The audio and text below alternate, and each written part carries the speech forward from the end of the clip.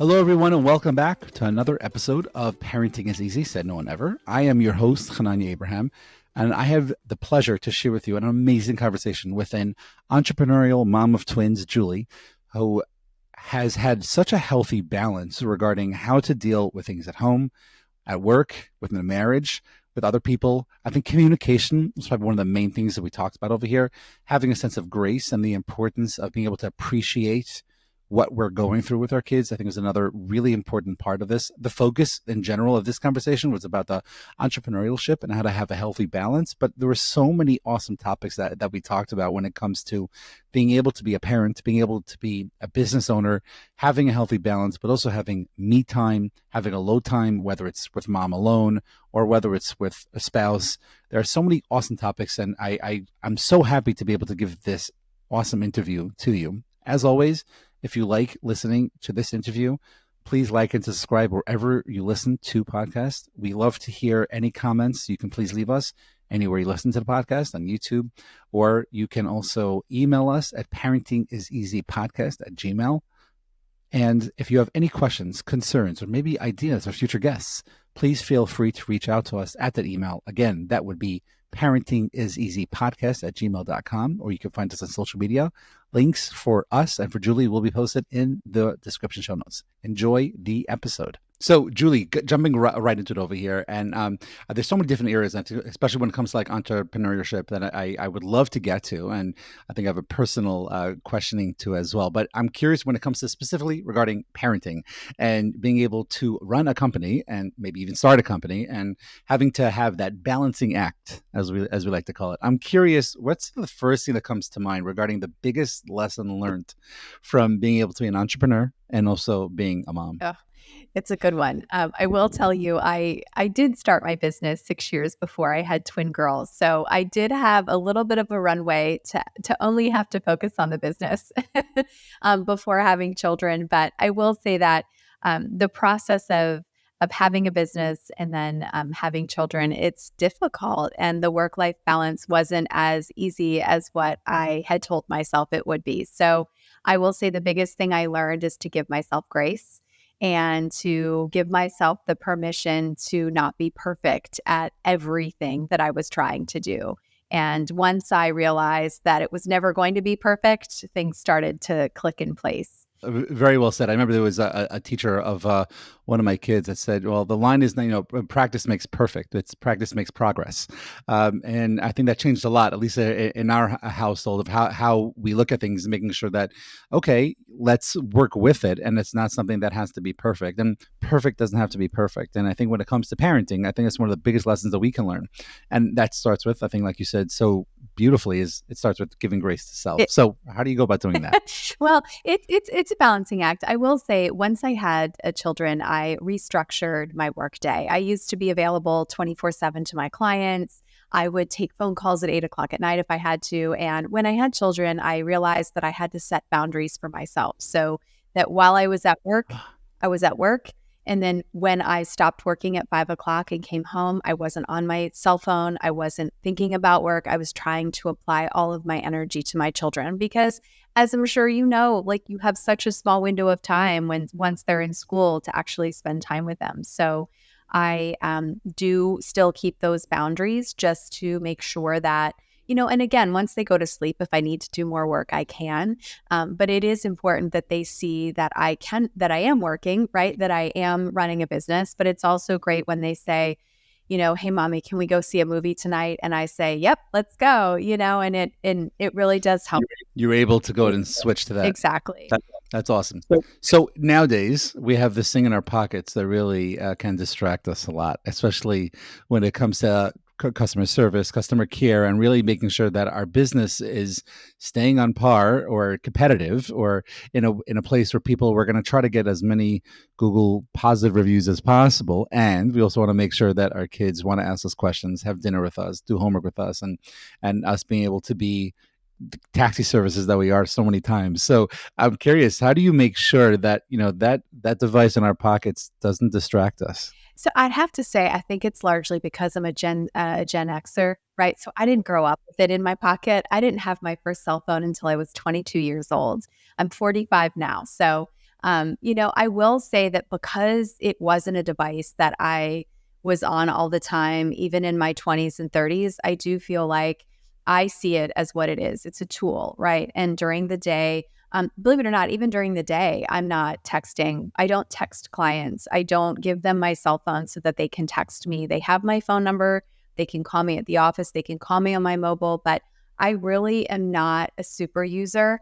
I think honestly, some of it's just generational, right? We just didn't, that wasn't where we spent a majority of our time. And so for me, putting the phone down and walking into another room doesn't cause me anxiety. I'm able to do it free and clear. So not everybody can do that, but I don't seem to have a problem doing that. Yeah, that makes a lot of sense. And I guess, my next line of question would be, but I think you sort of already answered it, would be, when we're looking to be fully present with our children and making sure that we're meeting the rigorous demands when it comes to the businesses that we're running, how can we make sure that we're having that balancing act properly? And I think, like you're saying, making sure that we're not attached or dependent on it, and we're able to really allocate the proper time for the proper things. And as important as the business is, knowing what our priorities are. And from the hours of 2, 3, 4 p.m. until 8, 9 p.m. where they're going to bed, this is my number one priority. So yes, I have a business, but I'm a mom. And this is what I need to take care of right now. I'm a dad. This is what I need to be doing. And that email may be important, or I have to take care of that issue, or find a solution to the nagging problem that we've all been driving us crazy for the past week. And right now, this is what I need to do. And I think that's such a important point when it comes to parenting aspect of that leading by example. And I'm curious, when we talk about allocating proper time, giving grace, and having a proper balance, how is that message able, besides for just the modeling, it sounds like you're able to do, Julie, but how can we model that for our kids in a way where they can see that there's a time and a place for everything, and we have to be able to give compliments to ourselves in a certain way as well? Absolutely. The one thing I would say is talk to your kids. Tell your kids, explain to your kids what you do, why you're doing it, and why it's important. And from a very young age, as kids are growing, they want their mommy, they want their daddy, they want them around all the time. And there are times when you do have to go to work and they're not happy and they don't understand. And so I just started sharing it with my girls at a very young age, getting them to understand, look, mommy goes to work, but hey, mommy's going to come home and here are the things we're going to do together. And I will say that now they're soon to be 10 years old in December, and Oh, wow. they actually motivate me, and they say, we know you have to work, but we can't wait to see you after. And there's nothing greater than when they come home from school and I say, hey girls, how was your day? How did things go? And they look at me and say, mommy, how was your day? What happened? Tell us.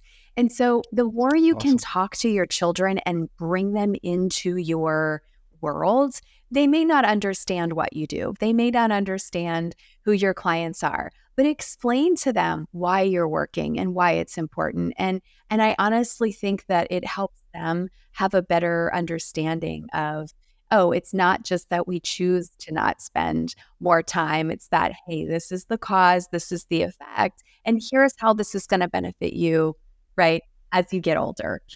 That makes perfect sense. And it sounds, I think, something that, at least from hearing it from you, that you've obviously worked on, and it's not something that happens overnight. And I'm curious, can you talk a little bit about, let's say, whether it's some situations that, not that you want to change them, because I think all of our situations help us lead to where we are today. And it's not like I may have regrets so that I could do something different for the future, but certain, let's call them mistakes / life lessons when it comes to parenting and having that balancing act. Anything that comes to mind for you that you can say, well, I remember how that went down and maybe I could have done that a little bit different. It's something that you've learned from in that balancing act. Yeah, I have learned. I mean, I think as parents, we carry a lot of guilt, for the decisions that we make. And I think early on in those early years, I carried an immense weight of guilt, and that I felt I wasn't doing enough, and I couldn't understand why I didn't want to be a stay-at-home mom, right? And for some people, that's all they've ever dreamed of. And for me, that wasn't necessarily when I was being pulled, right? I still saw them. I still, came home for lunch and saw them every day and made time. But I think in the early years too, I think I was so worried about the business because, being a CEO and then having children, I mean, I really had to say to myself, for for a year and a half, 2 years, that I was just going to like be mediocre, right? I was going to just survive with the clients I had. I wasn't going to grow. I had to just let it be where it was so that I could learn how to become a mom. And I think I put too much pressure on myself in those early days to get the business back up and running faster. And so there is a little bit of looking back and going, I really do wish I would have soaked up a little bit more time when they were younger, because, they're almost 10, and I know in a few years they'll be with their friends and things like that. The other mistakes that I've made too is I think just putting too much pressure on everything to be perfect. And I spent a lot of time worrying about that when I really should have just been enjoying taking them to the zoo or taking them to the park, without necessarily thinking about all of the other things. So that's something that now that they are older, I will say I do feel the pull to spend more time with them now. And I'm more giving of my time now. When they have school breaks, I'm taking days off. I'm traveling with them with my husband and taking them wherever we go. Every weekend I spend time with them. We call them the S days. And it's really, weekends are all about them. I can go to dinner parties and cocktail parties when they're, in college. And, but if we go somewhere, they come with us. And so I think I've just learned, that the time is very fleeting, especially with children, and to appreciate it every day, even if I'm about.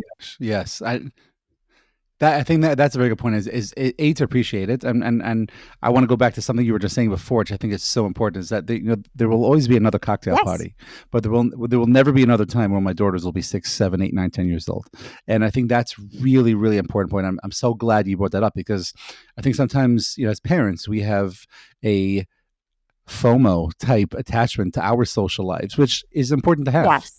And it's in some ways could be part of the fuel that keeps us going, and having adult friends, because sometimes like, hey, I could talk a different way to an adult, or we're not having them correcting them and saying it's I, not me, or please, and stuff like that. We're not doing that with our adults, but sometimes it just comes out naturally because we're so used to doing that. And at the same time, to also realize right now, my child, they're 6 years old, and I'm never going to get this opportunity again. Yeah.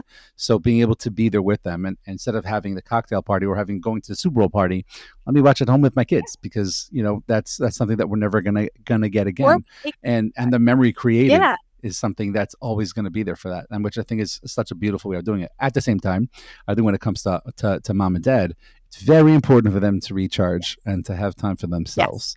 Yes. So how, on top of having a business and running things the way you do, I'm curious, how can you, or what would you recommend to people that are sort of struggling with that, daddy and me time, or husband and wife time that is so important for personally, but also for the kids and for the family dynamics? Oh, absolutely. I mean, I will say it's a work in progress, right? In those early years, you don't have much time for anything. You know that, right? Those are the hard years. I will say, my husband is also a business owner, so he also has a demanding schedule, but we do carve out time to do things together. Once in a while, we will take a trip with some friends, on a weekend. And we will go and we will enjoy it. And we still talk about the kids most of the time that we're there, but we do still carve out that time. And it is important because, as parents, our greatest gifts are our children. That's what we talk about, and they're going to be our focus, right, for the next however many years. But it is important to connect and talk and make sure that we communicate. So I know with my husband and I, when I come home from work, I typically will go into his office and we'll sit and chat for just 10, 15 minutes without the kids, just so that we have a touch point or a connection throughout the day to just be like, hey, how was your day? How was your day? And just kind of, and chat. And then I will say my husband's also really incredible too, that if we, want to do something with the children or we want to go somewhere, I mean, he clears his schedule and we go. So I think it's been a work in progress, but we're doing much better now than probably the first couple years, right? It's always a push-pull. But it's important to the balance, and our children see that.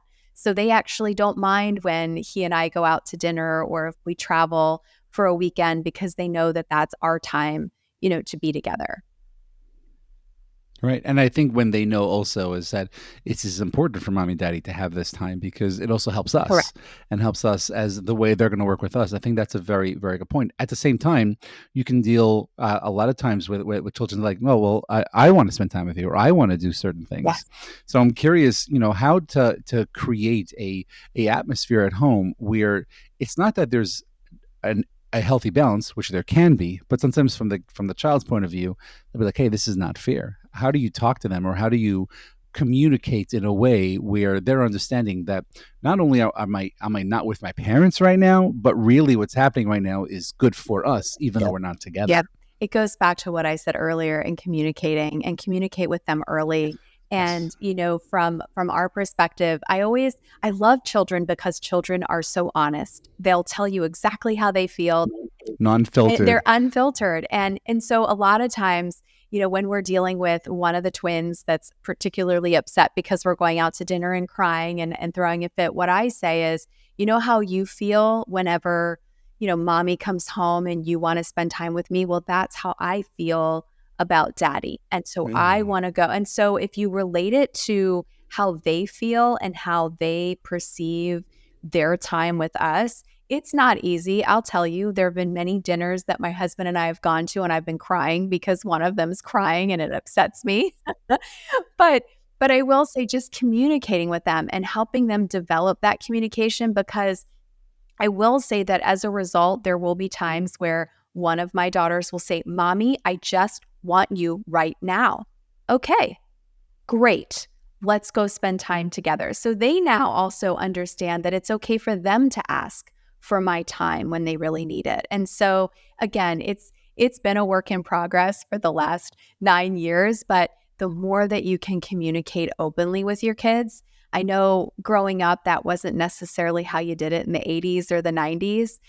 Communication is just so critical to them understanding all of these balance things that you have to balance. Yeah, and I think that one of the things I'm taking out what you're saying is that I think it's very important and vital for kids to also realize I have feelings Yes, too, and what I'm going through is something that I need, and there's nothing wrong with that because just because I'm an adult doesn't make me any less needy or wanting certain things as you, exactly. and I think it's very okay for a child to know that. Yes. Now, what makes it, I think, in your situation, I would say that, which is I'm very curious to hear about, is that you have two people that have been competing for mommy and daddy's time for the past 9 years, 365 days a Yeah. year. And I'm curious, what is that balance of making sure that, yes, there's a family unit, Yes. but yet also there's the individual and they get to sort of feel and be and have their emotional cups filled for what they need, which could be very, very They are different. different. And how to make sure that while that competition is there, and the competition might even be a good thing in some Mhm. ways, but yet they're each fed what it is that they need to be fed. Mhm. No, it's a great question. I found having twins too is interesting because they are the same age and they're going through everything at the same time. But I've found that they each go through different phases 6 months apart. So one will be going through one phase while the other one isn't. And so what it allows is that it allows me to balance the energy in which if I know that one is feeling particularly emotional or having a hard time. It's interesting. They're amazing kids, but it's almost like they allow the other one to have their moment, and then when they're ready to have their moment, they can. And it's very fair in our household, right? Like if we do stuff with our children, we make sure that we're spending equal time. But the girls are very good at communicating when they do want some one-on-one time. But with twins, I will say it is hard, right? Because they are a package deal. They love being together, right? There's very few, like, they are each other's best friends. And hopefully it stays that way. Yeah, I hope so too. I think as we get into the teenage years, it might shift a little bit, um, but they really love being together, and when they're not together, they're not happy. So what we try to do is we try to give each one an opportunity to pick the thing, right? So what do you want to do today? And then we do what that person wants to do, and we take turns. And then when there are opportunities to do something with each of them separately, we just try to balance it so that they understand that it's the equivalent, right? We're not spending more time with one than the other. They're not getting better things, if they're with mommy or daddy. But it is hard, and I think I still struggle with them being twins and feeling like it is hard to separate them. I mean, like you can separate them. They're separated in school, right? They're not in the same class. They have, some of the same friends. They have different friends as well. But I do think the dynamic is challenging, and I do think it continues to be the one thing I hope I'm doing right. I think just having that question in our heads as parents is, am I doing the right Yeah. thing? And maybe even like you're saying before, maybe with like a touch of guilt regarding, am I doing the right Yes. thing? I think is a very important question as a parent to constantly have, because the answer is different. The answer is different when they were 6, when they were 8, and now when they're 9, and when they're going to be 15, 16, 17, the answer is going to be very different as well. And I think just that question alone is a very important and I think very healthy question to have regarding what's happening. I'm curious, based on the way you're talking of giving each one what they need, have there been situations where you've actually been able to say in their own way that they can understand that, well, I'm struggling with this too, or I'm not able to do certain things the way you want because of what I'm going through, and I'm having a hard time too. How do you go about talking about that? Or maybe you could share a story of something that happened specifically where you were able to say that. Yeah, so in our household, we don't yell a lot in our household, right? The kids have always been good kids; they never get in trouble. But there are times where when I'm feeling overwhelmed or I'm feeling stressed, and as you know, with kids, when they want something, they want it right away or they want it quickly. And I remember this, They want it faster than Amazon right? Prime. Exactly, right? Like, mommy, why can't you call Amazon? You don't know anyone at Amazon? I'm like, I don't. Um, but no, I mean, even just a couple of weeks ago, I was having I was just overwhelmed, right, with the book, the business, all of the things that were being required of me, and I was feeling very vulnerable, right? And I'd come home, and they were so excited to see me, and I should have taken 10 minutes to myself to just reset, and I sort of talked more directly at my daughter when she asked me to get her blueberries, and she kept asking, "Mommy, I want blueberries." And I was like, "You're 9. You can get them yourself." But it was a tone that they don't hear often. And I caught myself and I said, "You know what? I should not have replied to you that way." I said, I said, I'm so, because it upset her, right? Because she doesn't hear that tone. And I apologized and I explained that I was feeling overwhelmed, that it was no excuse, right? I shouldn't have spoken that way. I was sorry. And she's like, "You know what, mommy, that's okay. I can get my blueberries." And she got up and got them herself. And she did, she knew that I didn't mean it. But again, I'm imperfect. But when those situations come up, I do feel like if I at least say to them, "Look, I'm having a tough moment," or if we've had, I need a minute. "I just need a few minutes of time, only 10. I don't need more than that, just 10 minutes. And then I'll come back down." They're really good now about giving me that space because they know that I'll be able to come down and be excited and turn into, mommy mode. Yeah, I think that's such a healthy way of looking at it, and I think the message or the seeds that we plant for having kids see that we're fallible and we're also going to make mistakes and we also have Yeah, needs. I think is such a vital lesson for kids to realize that adults are kids too, in a certain yes, way, and we are the same. And I'm gonna mess up because I'm a human being, and it's gonna yes, happen. And I'm sorry that happened, and I'm here, and let's go get more blueberries exactly. and let's figure that out. And I think that's such an important lesson. And you started bringing up the book, and it was something that I want to talk a little bit about.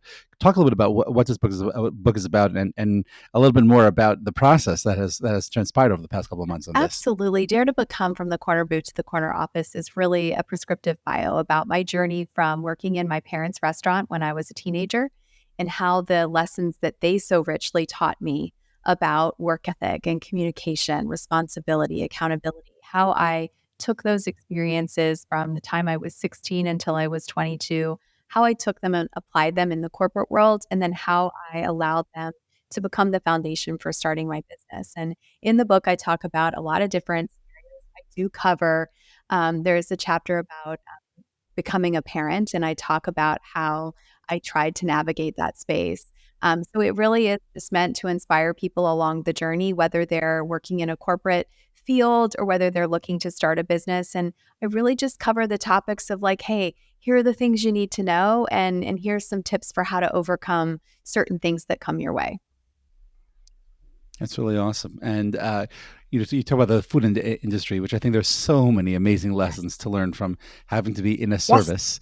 I'm curious if like one of the top two or three things that have come about that have really, I guess you could say, give you an upper hand when it comes to your Mm. parenting.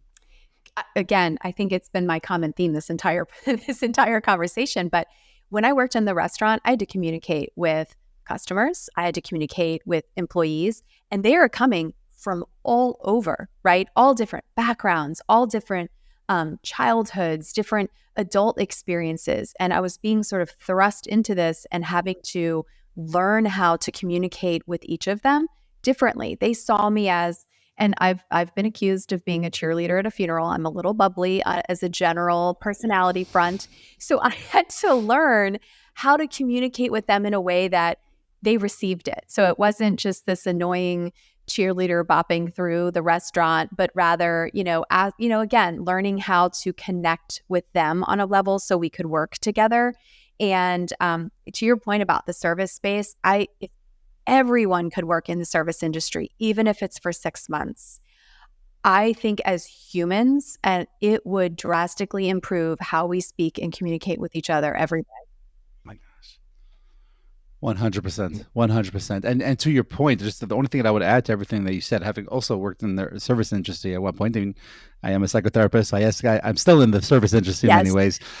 Is also not only are the people coming from diverse backgrounds, but they're coming from a diverse an hour before they walk into your office and into the Correct. restaurant, and we don't know where they're coming from, whether it's a horrible doctor's appointment, a funeral, or a Yes. birthday party, and and that goes into how we're gonna want to interact with people. And I think to your point as well, when it comes to communication, it has two parts to it. It's what we say, and what the other person hears.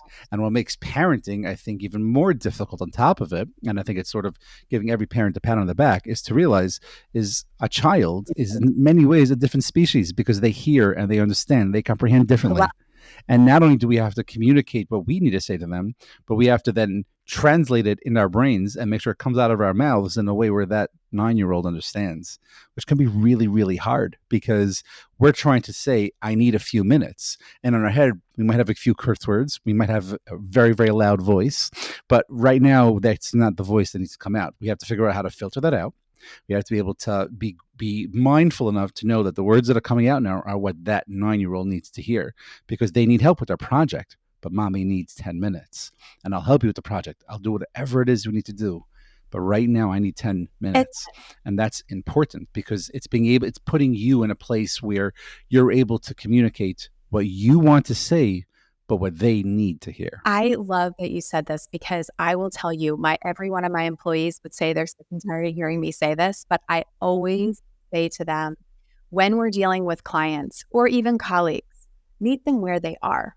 Meaning not like come down or go up a level or anything like that, but meet them where they are. If you can sense that, and we've worked with some clients that maybe are going through a difficult period or they're struggling with something. It's okay to be like, hey, how are things going? Are you doing all right? It's okay to not necessarily just talk and get it out, but to what you just said, that skill to be able to filter and redirect is so powerful. And I've seen it when it's executed well, that it can literally stabilize volatile environments. It can stabilize conversations that maybe are going off kilter. And likewise with kids, right? You hit the nail on the head. I don't know that many parents understand how valuable that is if you can put it in the right frame for children to understand. So I love that. I mean, it's so important.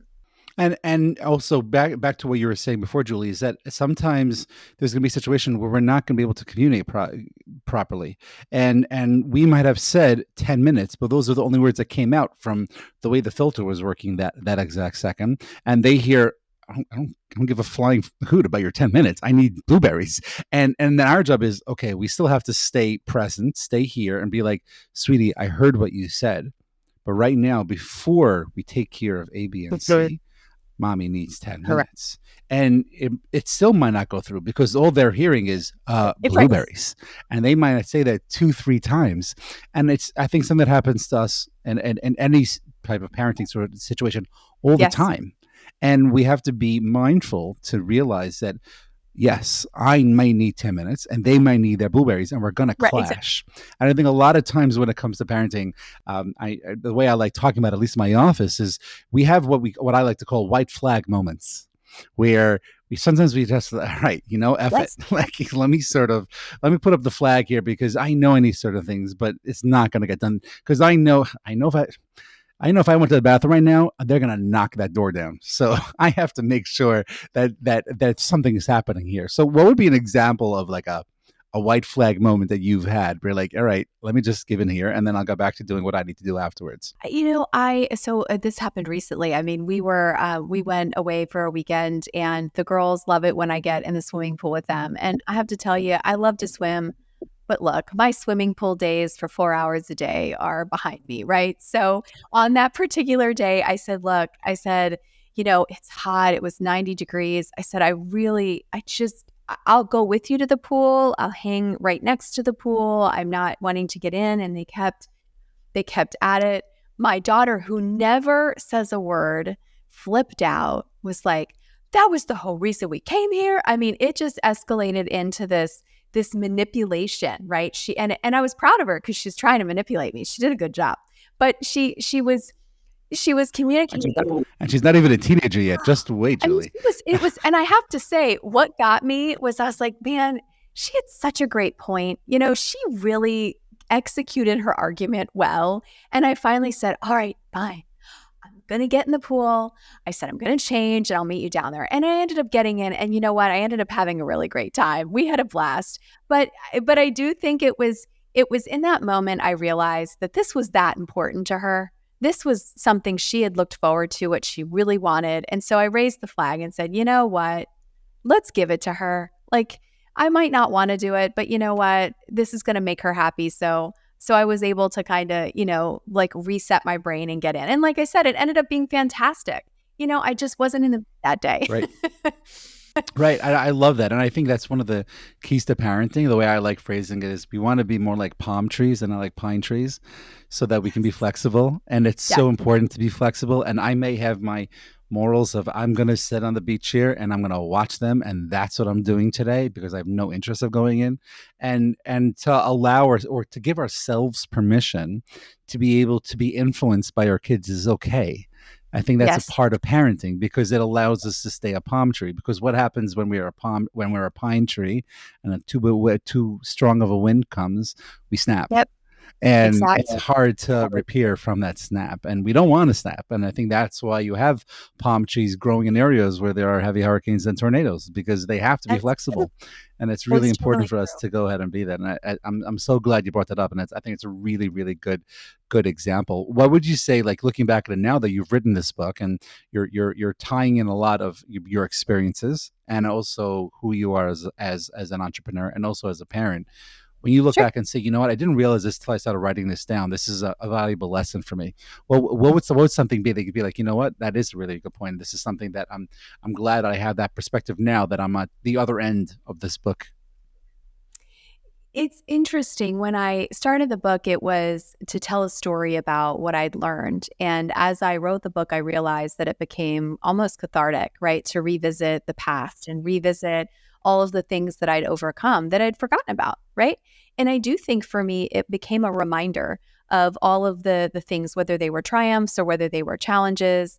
And certainly as it relates to my children, I think one of the stories that I treasure the most and that I do talk about in the book is that my husband and I, it took us 5 or 6 years to have the girls. We went through a lot of in vitro fertilization. We had a lot of loss in that span of time, and it was very Eve. dark. It was very dark, and it was very hard. And I have to tell you that to be on the other side and to look back and kind of revisit that moment, I look at them and I do have a different perspective on parenthood. Because we were very close to not being able to have our own children, and we weren't going to be able to start the family we thought we were. I do view parenting very differently. I don't look for moments to get away from them. I am thankful for them every day because I almost didn't have it. And so, to some degree, I think it reminds us that even in the adversity, even in those dark moments, that's actually going to be a way to inspire you forward. And So I do share that story. Not many people do, but I do because it has shaped the way I parent as well, right? And I'm grateful for that. Yeah, you don't take advantage of it, and thank you for sharing that. I'm sure it's not an easy thing, at least in the beginning, for you to start talking about it, I think. And as you've talked about it, it probably becomes a little easier to talk about. Is there a certain point where you can see talking to your kids about your experience? We actually have talked to them about it. Because they've asked questions and we've explained. They don't understand the science per se behind a lot of it. But we explained to them because at one point my husband and I were starting the process for adoption. We were working with an agency because we had committed ourselves to having a child one way or the other. And fortunately, as a result, we were able to have our own too. But we do talk to them about it. And I do explain to them that it was very challenging. It was very hard. And we talk to them about, why it's so important to us, right? To give them the time that we have. And we're older as parents, right? I had children at 37. My husband's 10 years older than I am. So we're definitely kind of in the older parent, but I will say that, we share that with them so that they understand what we went through and that we do really appreciate being their parents. And I don't think because we get busy sometimes, maybe those aren't messages that get communicated to the kids, right? Because it's hard and parenting is difficult and raising kids is even more difficult. But And fun. we I want to make it clear for everyone. It's also fun. Okay, it's not just it is, difficult; it's also no, it fun. is fun. Yes, no, it is fun too. But I know. and I think they appreciate that we share that story. And again, they don't understand the science behind it. That will come For probably sure. later in life. But we do try to make them understand why they are special and why sometimes mommy and daddy get really emotional about birthdays or certain things with them. And it's because, we almost didn't have them. So very grateful for that. And I think that's such a beautiful point. And I think the fact that you can have a relationship where they can ask the questions to mommy and daddy, I think, is one of the healthiest things when it comes to being a parent. Is a child should always look at it, and I talk about this a lot on this podcast, I talk about this a lot in my office as well. We want to be able to have a relationship with our kids where they're constantly like, "Oh, I can't wait to talk to my parents," instead of the, "Oh, I don't want my parents to find out." And that relationship in that way should be that way into adulthood. And I think it's something that, them having those questions and be able to feel comfortable to talk to mommy and daddy, there should never ever be a question that a child should be apprehensive or thinking twice about when it comes to asking mommy and daddy. So, and I think having that relationship is so important, and the fact that you can share that, it goes to my next question, which you sort of already answered. Maybe you could add more to it of being that, there was a time period where you and your husband were yearning to be parents, weren't able to be parents, and then having other people around you become parents, and maybe growing up in places where people were having children a lot younger. I'm curious, looking back at it now, what can you say has been something that, like, yes, every situation happens the way it is, but how are things different from your point of view, starting a family at the older end of things, so to speak, as opposed to if you would have had kids 10, 15 years before that? It's a great question and one I love to answer too. I think for a lot of people, when they start a family, there's pressure, whether it's pressure of age or their pressure because they feel like they should have children. We started thinking about having a family when we were ready. We talked about it amongst ourselves. My husband would have loved to have had children long before we decided to, but I had told him, "Hey, look, I'm not ready yet." And then, when I was ready, right, I wanted to start my business first, and he respected that. And then, I was ready. Now, this is the one thing I will warn people on is that I didn't anticipate that we would have the struggles that we did have. And so to some degree, I look back and say, gosh, if we would have just started maybe 2 years sooner, would it have mattered? But to that point, I will say I was ready. So when those children came, we were financially secure. We were secure in our jobs, in our businesses. We were happy. We were fulfilled as people. And so that when those children came in, it was just adding to what we had built in our life. So I would say to anyone, don't race into it because you think you have to, or because you think you have to do it by Pressure from it, others. or Yeah. society? And to me, I felt more emotionally ready too, right? I had matured as a person. I was ready to be, as you know, as a parent, you do have to be selfless. You can't be selfish. And you do have to put others' needs ahead of your own, not just on Mondays, but every single day. And so when that responsibility came, I feel like I was better equipped. Now, it was still very, very messy. I'm not going to lie. It was very challenging, but but I was more emotionally ready for it, and like I said, I think it shaped my perspective being a little bit older, right? I had the career, I had the house, I had the friends, I had the life, and this was the cherry on top of the cake, right? That's very good, and I think that goes to the point we were saying earlier, is that there's an emotional healthiness that says cocktail party can wait, because watching a show with them or going to a movie with them is so much more important. It's not even a question regarding how to go about things, and I think there's you talk about being healthy and set in so many ways. I think socially realizing the priorities that we have is a very big part of it, and I think that does come with age in a certain way, and which I think is to a benefit to parents that may be starting their journey a little bit later, whether it's something planned or something not planned. And I think I'm so glad that you brought it up. My wife and I being fortunate to be on the other end of that and starting family young. I think there are certain things that we could look back and say, well, I wish I could have been more mature in this, or could have been more settled in this. And the situation is what it is, and it's about dealing with it the best way that you can. And I think that's something that I for sure picked up today. That has, I think, your kids are very fortunate to have in a parent and parents, between you and your husband, and so many different areas that we've been able to talk about today. I want to be mindful of the time over Yeah. here, and obviously the thing that sticks to me more than anything is gratitude and Yes. communication. And I'm curious if there's something that maybe we didn't talk about that maybe you want to spend a minute just to be able to say, hey, this is something that I think is important as we talk about the balance between family, parenting, and being an entrepreneur. The one thing I would say in this kind of encapsulates all of it, and it isn't just about the book or being an entrepreneur or being a parent.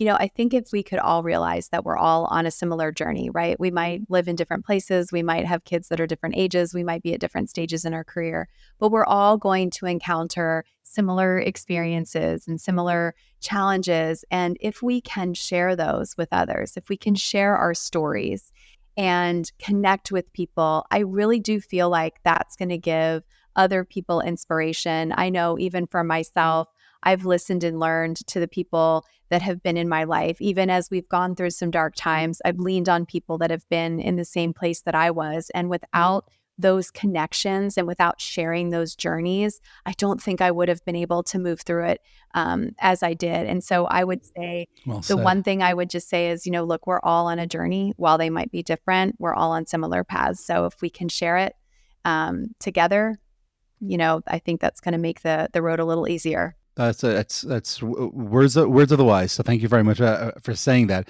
Before I get into some rapid fire questions, before we end off of here, I'm curious where people can find more about you and maybe more about your book. Yeah, absolutely. They can find me on my website, which is www.juliecroppgareleck.com. There are links to the book, links to social platforms, links to the businesses that I do have. But that's the best place to go to get more information.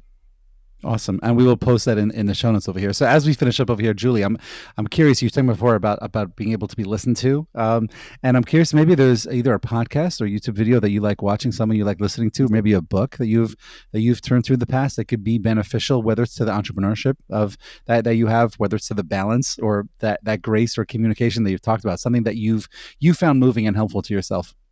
Yeah, I will say, podcasts are definitely a great outlet. Certainly love the content that you have as well. I think parenting is it's such a hard thing, and we don't always ask for help. So it's great to have podcasts to refer to.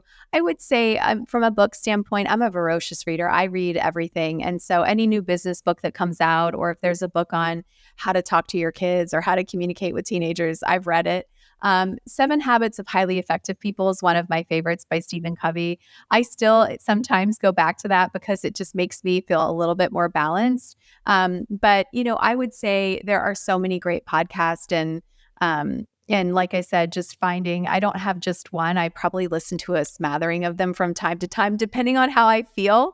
But I have to tell you, that's the beauty of what even you're putting out too is that when you need a little bit of inspiration or advice in a certain area, you can leverage podcast and content to get that. So Yeah, I agree 100%. yeah. And, I'm so glad you brought up the book. I actually think that we've had over 50 recordings that we're putting out at this point already. And I think you're the first person to bring up that book. And I got to Really? say, if I had a list of like top 10 books Yeah. that of like all time favorites that I could take with me, anywhere, that would probably have to be on it. So thank you for bringing that up. This was not talked about beforehand for anyone listening over here. So Yeah. I think it was really cool that, I think it's something, and they have it for kids as well now. And I think it's something that it could be so helpful in so many ways. So that's such a good example. My next question for you is, and I'm curious, if you can think of a babysitter from history, cannot be a family member, that you'd be comfortable to watch your daughters, who would that be?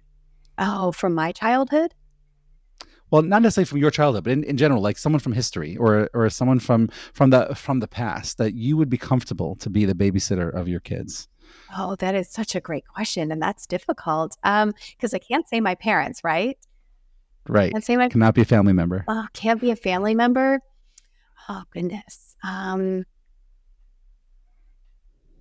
All the people I'm thinking of are family members. Do people have a rapid fire for this? This is very challenging.